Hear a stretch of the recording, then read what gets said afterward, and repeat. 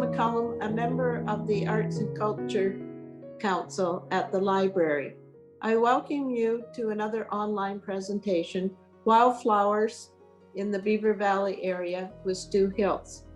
Before we begin, I would like to mention two upcoming art shows that will be exhibited in the library and online.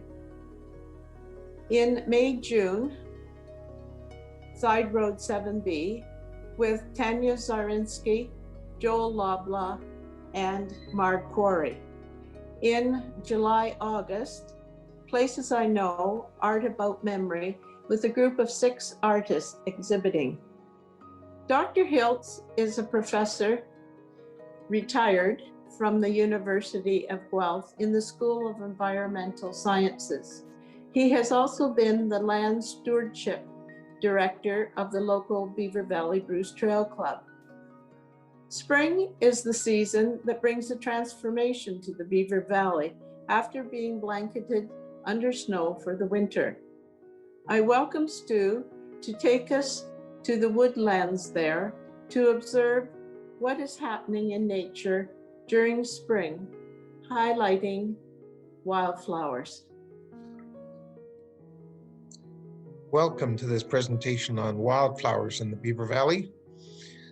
I'm Stu Hilts, as Liz said, and thank you, Liz, for that introduction. I'm going to focus today on spring ephemeral wildflowers, which are a pretty unique group of plants that manage to come up very quickly and bloom quickly and set seeds, and then you generally don't see them very much later on in the summer. And I'm going to try and explain a bit about some of the unique things about this brief period of spring, which is mostly the month of May, a bit of late April and the first 3 weeks of May. I'll also tell you how I got into being interested in all this. So let's go. So the white trillium is probably the iconic wildflower of the spring in Ontario. And there are lots of things to say about it, but I'm going to start with a lot of other things, and we'll get to the trilliums eventually. The woods in early May to me is an absolutely magical place just to walk through, and for me it's the sounds that come back as much as anything in my memory. The sounds as well as everything you're seeing around you, of course, the leaves coming out and turning green, the forest floor turning green, and as in this picture, the wildflowers blooming. But the birds singing and the fact that it's warm and the bugs haven't really come out yet certainly make it enjoyable. So I'd like to start this time with a personal story. When I was young, I had an eye disease and had to have 2 cornea transplants. One happened when I was 21. So when I got off university that spring, they put me on the list, and I had to be at home ready to leave to get to the hospital in Toronto within 6 hours, once they found a donor for a transplant. So I had to spend all those days not too far away, and I went to a small woodlot in Oxford County, just outside Woodstock, known as the Trillium Woods. Now it's a provincial nature reserve. And I spent 2 weeks almost every day in those woods, taking pictures, practicing photography, and recording some of the sounds of the birds and trying to learn a few of the spring birds as well. The Trillium Woods is a pretty special woodlot if you ever happen to go see it. It's carpeted with trillium from one end to the other practically. And these are not just the ordinary white trillium. These are a variegated white trillium. It's related to a protein balance in the plants. And as you can see in the lower left, the petals often, instead of being just white, have a green band in the middle of them. As I said, I was also practicing some early photography back in my beginning days, and that's a young great horned owl in the upper right, which I took a picture of by holding my binoculars in front of the camera. I'm not sure I would ever do that today, but it was magical to see the the young great horned owl up in the giant nest in a tree. So that gives me a very kind of personal reason for feeling the woods in early May is a special place. And I did eventually get called and got my transplant, which helped a lot. Here in the valley, in the Beaver Valley, when spring turns green, if you're driving through the valley, what you notice is the bright yellow of the sugar maples on the slopes of the valley in the lower right-hand picture there. That bright yellow is not actually the leaves coming out, it's the flowers coming out. And those flowers of the sugar maples give a yellowy green color to the entire slope of the valley. A similar picture on the upper left, giving a little bit of a closer view. And here's an even closer view. Sugar maple flowers are, of course, wild in their flowers, but we don't think of them as wildflowers. They're tiny, they're not colorful. They're usually hard to see because they're high up, but they are one of the key marks of early month of May. Then the leaves unfold. And when I think about these leaves unfolding, I'm always intrigued with the shape of the leaves in the early spring. What kind of genetic blueprint goes into that tree that can unfold a million leaves, very similar shape with all these wrinkles coming out and in the matter of days unfolding to their full size? You just have to think about how that happens. Maybe you've seen time-lapse photography, but there is clearly a genetic blueprint that defines the leaves for each species. They need the warmth of May, they need moisture, and they need nutrients. To have those buds unfold into fully green leaves, the nutrients and moisture must be just pumping through those stems. And it happens almost overnight. There are lots of leaves, and I always think they look best if you see the sunlight shining through them. The branch across the top is an American beech sapling. They seem to always have these horizontal branches, and there are young saplings close to the forest floor in the forest. The lower left is a poplar, probably trembling aspen, I think, and the lower right is basswood. The other thing I'm personally fascinated with is ferns. When I was joining a naturalist club 50 years ago and trying to learn about nature, I found that I was not as good at bird watching as most people, partly because of my vision. But hardly anybody knew about ferns. There are only 40 or 50 species in Ontario, so I figured I could become an expert on ferns really easily by just doing a little studying. And I've been fascinated with them ever since. The fern on the left, the tiny twirled red ones, are maidenhair ferns coming up, and the fern on the lower right is a Christmas fern unfolding. The tiny hairs on many of these plants are an adaptation to protect them from the frost in part. But they all also have this fiddlehead shape. It's such a unique group of plants to always come up in this fiddlehead shape. More ferns, the sensitive fern on the left and the ostrich fern on the right, and the lady fern.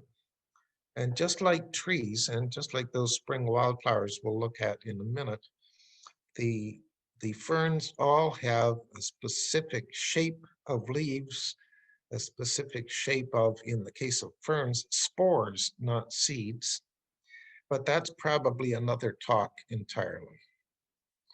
Then there are the spring wildflowers that do not grow in the deciduous forest.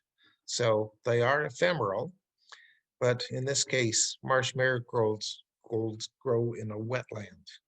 They're a brilliant yellow flower, and you can see big patches of them if you catch the right wetland. The large patch in the lower left is on the road below Old Baldy, leading to the Beaver Valley Ski Club. And there are the non-native plants, but they still bloom in the spring and disappear. Lower left is colt's foot, which blooms before the leaves are ever up. It's a weed, but it's very pretty bloom. And upper right is a snowdrop, which is more a domesticated plant, although in places like England, they have gone wild. And as you notice the bee approaching that snowdrop, spring wildflowers are very important for the bees waking from hibernation and needing some food. We'll talk about that more later. There are lots of shrubs that bloom in the spring. This is a serviceberry, which I think most people rarely actually notice, but like the cherries, sometimes it'll show up as a splash of white along a fence row or on a far hillside. The wild cherries and wild plums bloom brilliant white usually. And if you look at that lower left picture, you can see how the cherries or serviceberries show up as a splash of white among the other trees that are coming out in green. And of course, the birds and the frogs. I'm not going to talk about those today, and I'm no good as a bird photographer, or for that matter, as a frog photographer, but they're a big part of spring. And when you're out in the woods to see the wildflowers, you will also hear the birds, and maybe you'll hear some frogs. Frogs are very easy to learn by their calls because there are only about 10 species in Ontario, and they are all quite different. That is, well, they're different as frogs. Their calls are quite different too. So on to the wildflowers. All the pictures, I think, virtually all the pictures I'm going to share today were taken in the deciduous forest on top of Old Baldy. Old Baldy is that huge cliff that you see looming up above the village of Kimberley. Old timers will call it Kimberley Rocks. You sometimes see rock climbers up here, and you certainly see a lot of hikers up here. It's a little awkward to get to, so I wanted to provide a map, and I've copied this out of the Bruce Trail magazine. Kimberley is the village on the lower left along Grey Road 13. And just at the north end of Kimberley, the road veers to the right, and Grey Road 7 takes off going straight north to Meaford. So that's your reference point if you're not sure where Old Baldy is. Unfortunately, because of a landowner and parking issues, the Bruce Trail no longer goes directly from the parking lot out to the cliffs of Old Baldy. It goes down the hill, along the road, and back up the hill beyond Old Baldy. That's the line shown here in black, and continues on south, the line in red at the bottom of the screen. So the MacKirk Side Trail is now a trail off that new Bruce Trail, coming from the south up to the cliffs and forming a loop and going back down. However, the parking lot still exists, and it's owned by the Conservation Authority, and the route into the cliffs is still a trail, and it's Conservation Authority also. So the public has every right to park at the top where that little red circle with the P in it is to mark the parking lot, and walk out to the cliffs of Old Baldy. Parking is the main issue. If you go in the middle of the day, you may, on a Sunday afternoon, you may discover the parking lot is full. This is a very popular place. On Thanksgiving weekend, there will be hundreds of cars here. And of course, it's a spectacular view over the valley with the fall colors. But if you go early in the morning, like 9 o'clock, or even earlier, and you drive to the upper parking lot, you can walk in and enjoy the wildflowers, usually without too many, if any, other people there. So I think that's enough directions. I hope you can find it. Spring ephemerals. So the wildflowers we're going to talk about are known as spring ephemerals. That is, they bloom and disappear again very quickly. They have a short life cycle, mainly during the month of May. They have to emerge, grow, develop leaves, flowers, and set seeds in a very short time, about 3 weeks. So that's, if you think about your garden, that's a pretty fast period for a flower to accomplish all that, especially early in the spring when the weather may still be quite cold and the soil is still very cold. Their growth is entirely a response to light. So it's that short time when it's warm enough outside, but the tree leaves aren't out yet, so the light gets to the forest floor.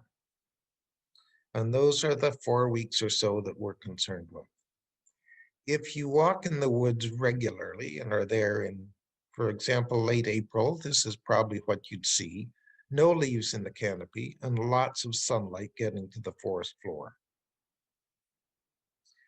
As May unfolds, the wood starts to turn green, the forest floor turns green, and a few flowers come out.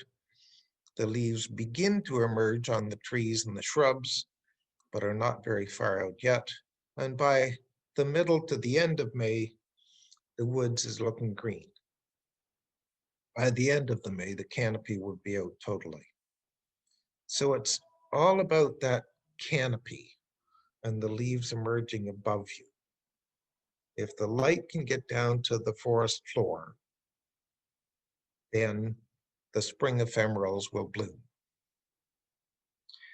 If you get out to the cliffs at the edge of Old Baldy, you get a spectacular view over the Beaver Valley. This is looking south, and you can see how the valley is yellow-green color.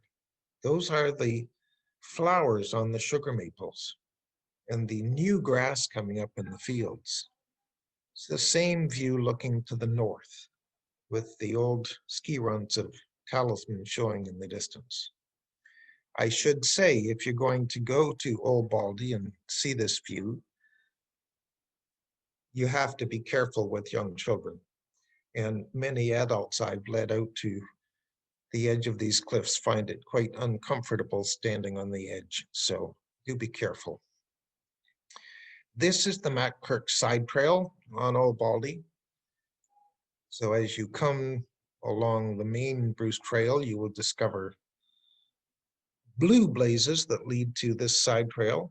Or if you simply walk into the parking lot on the trail, which goes through a bit of old field and then into the woods, these are the blue blazes you'll find once you're in the woods. And it's the blue blazes you should follow around the MacKirk side trail out to the cliff and back to the parking lot. One of the very first wildflowers that you'll find blooming in the spring is the leek. These patches of bright green leaves showing on the forest floor when there isn't much else around. The leeks have a very bright green leaf, especially when it's in the sun, and they show up really obviously. But the flowers don't come up out till much later. So after this sunny period, the leek leaves will die away entirely, but they pump their roots full of energy in the meantime.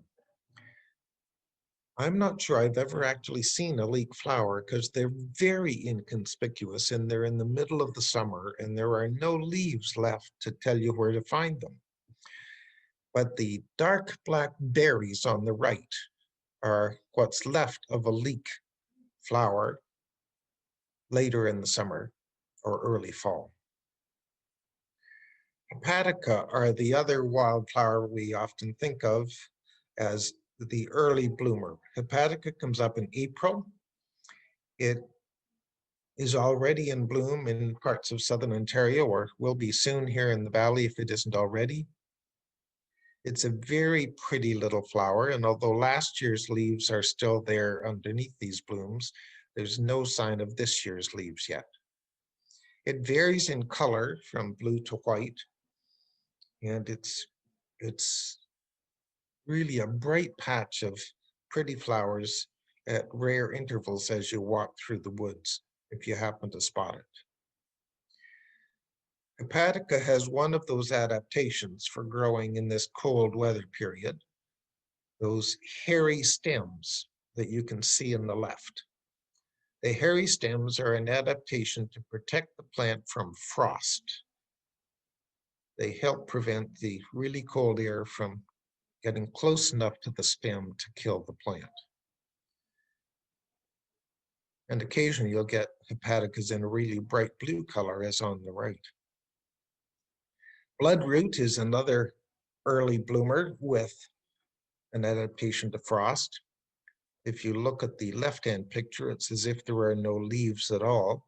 Later they will unfold beneath the bloom and form an interesting pattern. You can recognize those leaves even if the flower is gone.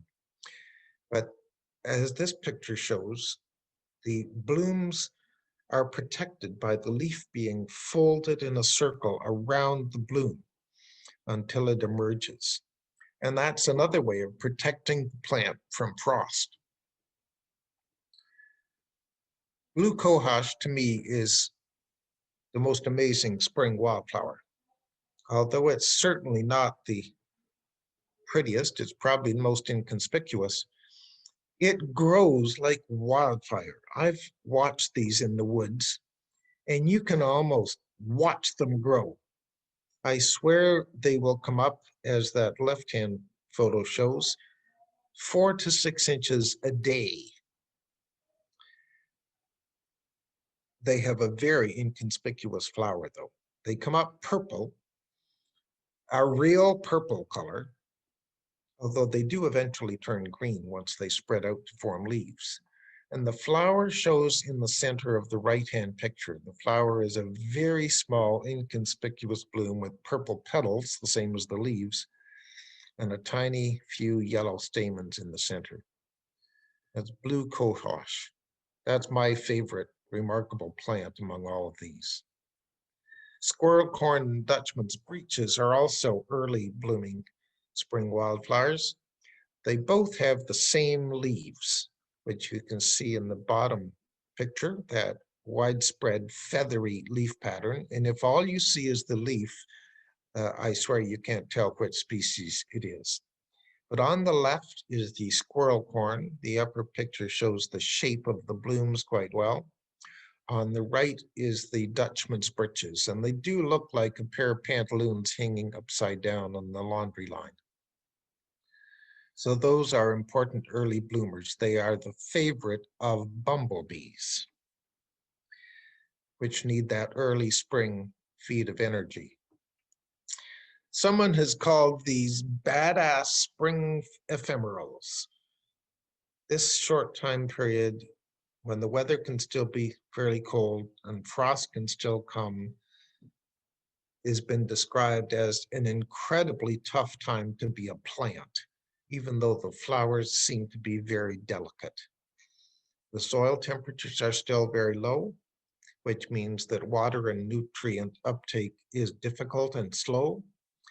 Most of the pollinators that are the purpose of all of this are still sound asleep, and there's an actual risk of frost or snow. Spring ephemerals have to grow very, very fast. They put out their leaves and bloom, produce their flowers, which is what most of us are interested in, and set seed in this very short spring window of light. As the temperatures rise, growth actually slows for these plants rather than increases as with many other plants. And often the leaves will be totally gone by summertime. So these are things of beauty that live underground for 10 months of the year. They actually start growing in the fall. So think of that for a minute. Our interest is in the flowers. The flowers appear for a very brief period of a few days, in one case for only a single day. And yet those are just an episode on a year-long life. They may go dormant for a few weeks, but they're building up their roots and starting to grow toward the surface of the ground long before any plant emerges. And after the plant emerges, if the flower successfully gets pollinated, they will set seed and hopefully grow a new generation. Quite a remarkable pattern of growth over the year. They are perennials, and if you have a garden, you'll know what perennials are. They grow and bloom using the energy stored in their roots year after year, but it may take many years of growing before they build up enough energy to actually bloom and flower and set seeds. They do have a lot of quirks. There's some unusual species here if we look closely. Spring beauty will only open in the full sun. If the clouds come over, the bloom will close again. Bloodroot is that flower that only blooms for a single day.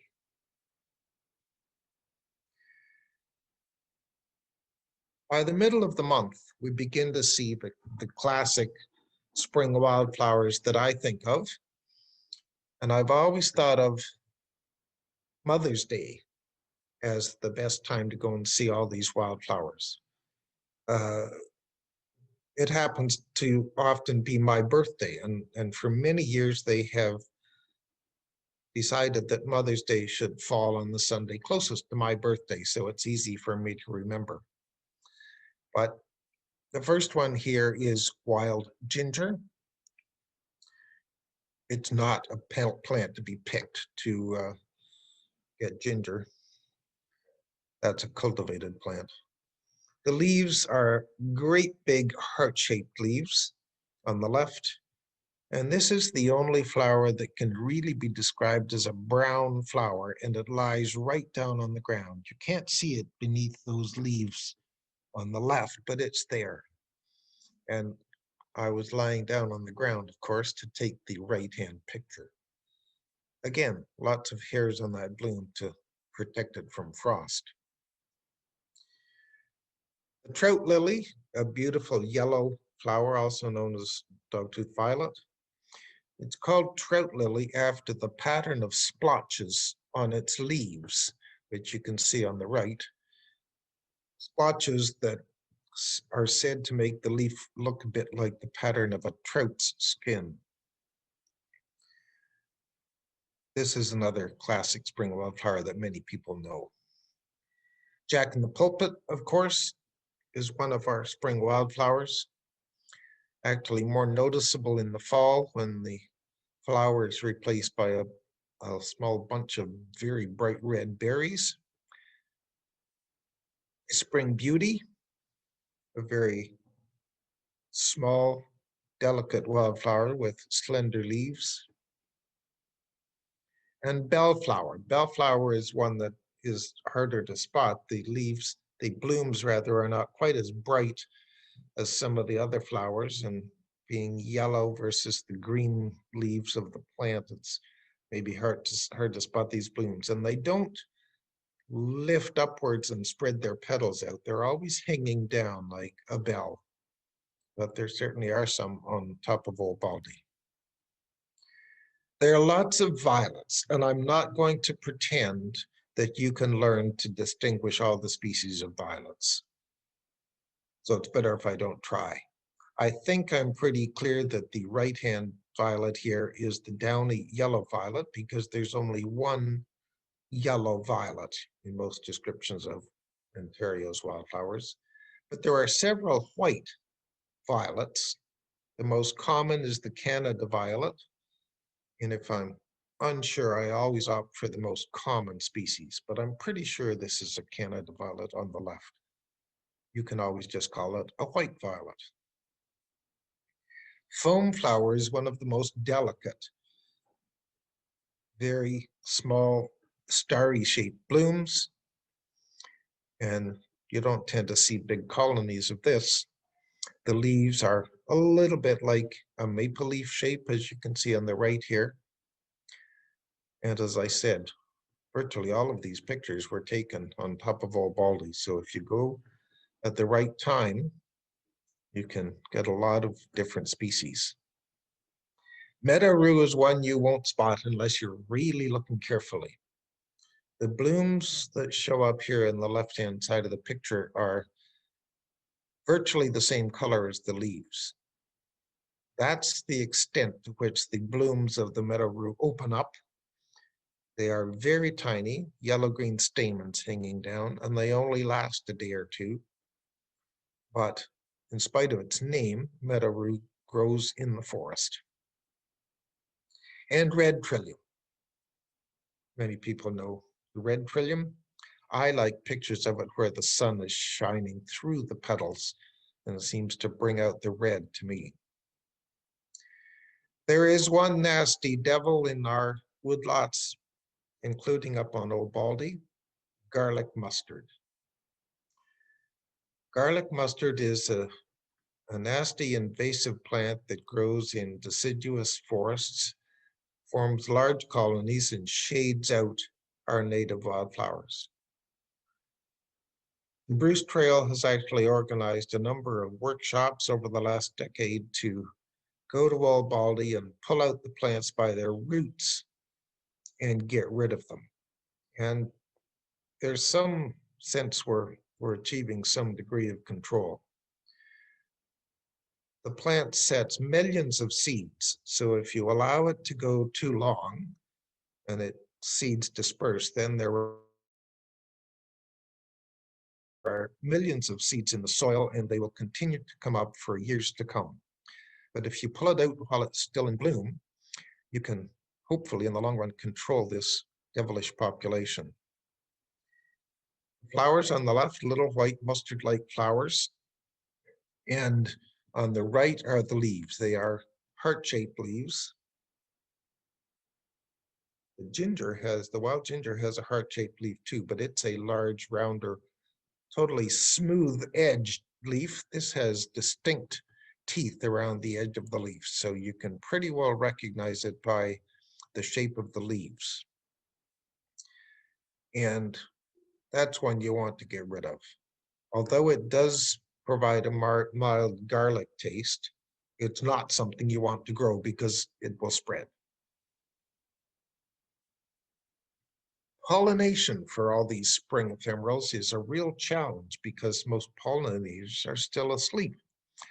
So spring ephemerals have had to develop specific relationships with the pollinators that are available, mostly bees and flies and a few gnats.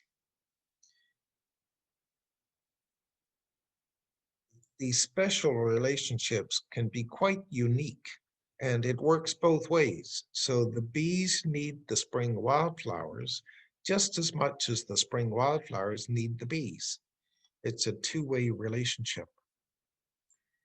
Bumblebee population in particular needs to get a good start on the season.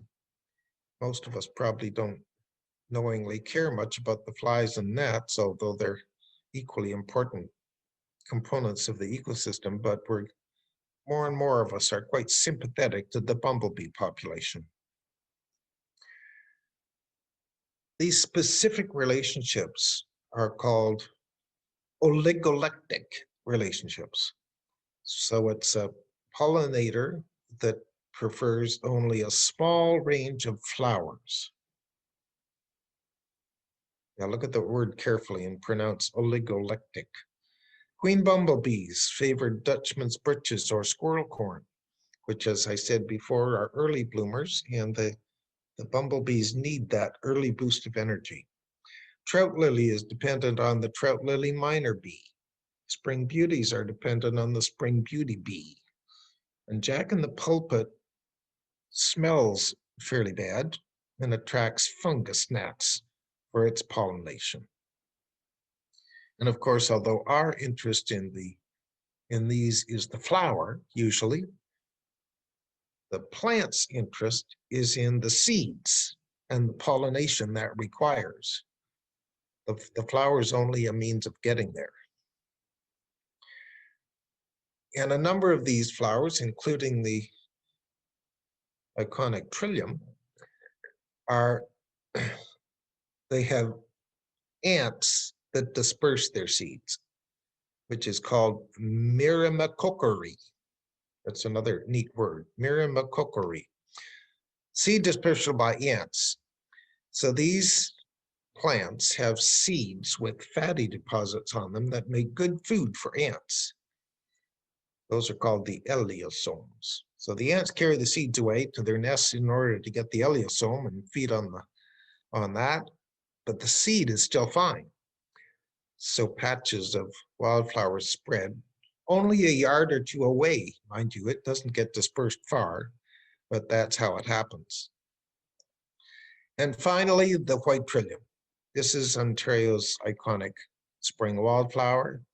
We all wait to see these in the spring.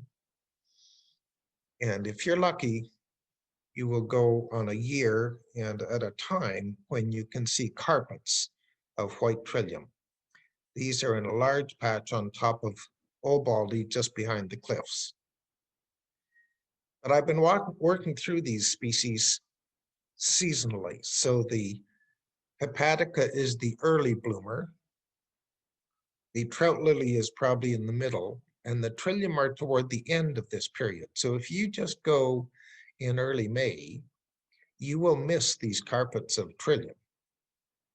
You probably have to go twice, although if you go on my birthday, that's a good optimum for greatest number of species. These carpets of trilliums I always find are just spectacular. And the blooms do tend to turn toward the light, so you can often get a picture that shows lots of the blooms. Before we quit, I thought we'd better just have a quick quiz for you. So now you need to tell me what an eliosome is, what oligolectic refers to, and what myrmecochory is. If you can't remember that, you may have to back up a little and watch those again. And I'm sure they'd be good words for a spelling bee. So when you get one of those beautiful days in May, when it's warm and the birds are calling, there are no bugs yet, so you have no excuse. Get out and enjoy those spring wildflowers. I should say a couple of things at the end. One, never pick any wildflowers and never dig up and transplant any wildflowers. I once saw in a woodlot inside the city of Guelph, two women out with garbage bags gathering all the leeks. Guess how many leeks reappeared there the following year? They just destroyed the population. That's an extreme, but none of these plants really do well in a garden. Only if you are in front of the bulldozer before they're going to get destroyed would I say there's a reasonable reason for transplanting any of these wildflowers. But on a more positive note, as Liz will say, you can send in your questions after this if you like, and I'd be glad to answer them by email. So if you do have questions, feel free to do that. My purpose in doing all this is to get more people out in the woods in May enjoying this beautiful atmosphere, I'd call it, with both the birds and the warmth and the plants. And if I can do that, that's good. So thank you very much. Thank you, Stu, for sharing your knowledge of wildflowers and the environment in which they grow. You have focused on details that give your presentation depth and interest. You have a keen eye with your camera, as is seen in your photos. How rewarding it is to view our beautiful, unique spring wildflowers in our woodlands. The trillium, so well known, is a beauty, but as you have shown, there are many more. Now, as viewers take to the woodlands, be it the Beaver Valley or another area, may they observe more closely what is underfoot and about them and reflect back on your presentation. I would like to add that in February, another aspect of the Beaver Valley area that Stu presented was about the waterfalls. It is available through the library YouTube. Stu, on behalf of the Arts and Culture Council and the library staff, we appreciate the time and effort you have given to this presentation. Thanks for coming back for the second time.